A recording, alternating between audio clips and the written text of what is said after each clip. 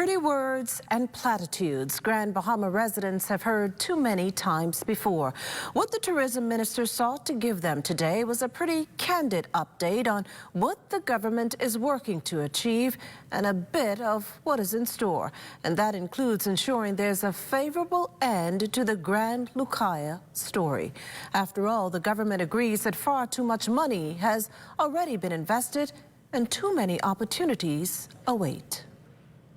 Be it the former administration or the current, both agree that something's got to give in the case of the Grand Lucayan Resort. The 500-plus room sprawling beachfront property has for years been languishing with the promise of being sold. After pulling the plug on the former government sale agreement to Royal Caribbean Cruise Lines and the ITM Group, months later another deal fell through after Electra America Hospitality Group expressed difficulty securing financing. And that's exactly what's key, as Grand Bahama's business community heard from Tourism Investments and Aviation Minister, the Honourable Chester Cooper, in his address to that island's business outlook Wednesday morning. If we wanted to just sell the hotel, it would have been done. The closing price is important, but the buyer's capacity to complete the redevelopment of the resort into a property that is at a world-class standard is paramount. In the meantime, we remain cautiously optimistic.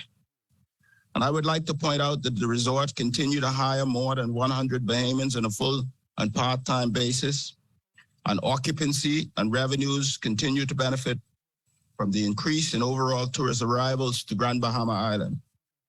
In fact, I'll tell you today that we're running an occupancy of almost 90%.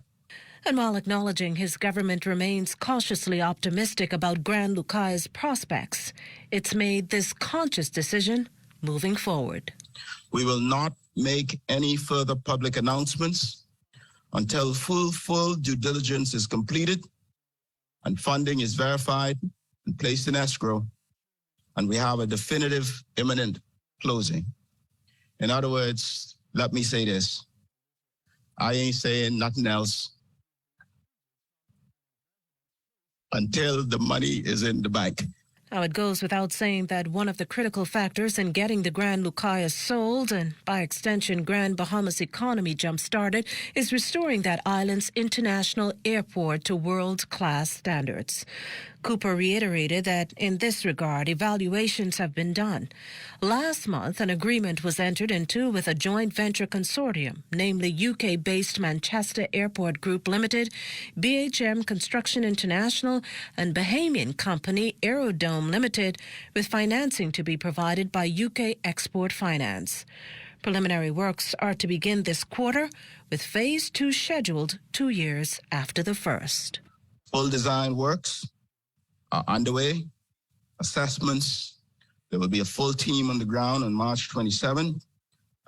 Demolition of the old International Terminal Storage Building will begin before the end of this month or the first week in April. Repairs of the air traffic control towers will begin immediately, as well as staging in the repairs of the customs storage building. These works will begin and be given to Grand Bahama contractors for the benefit of residents of Grand Bahama Island.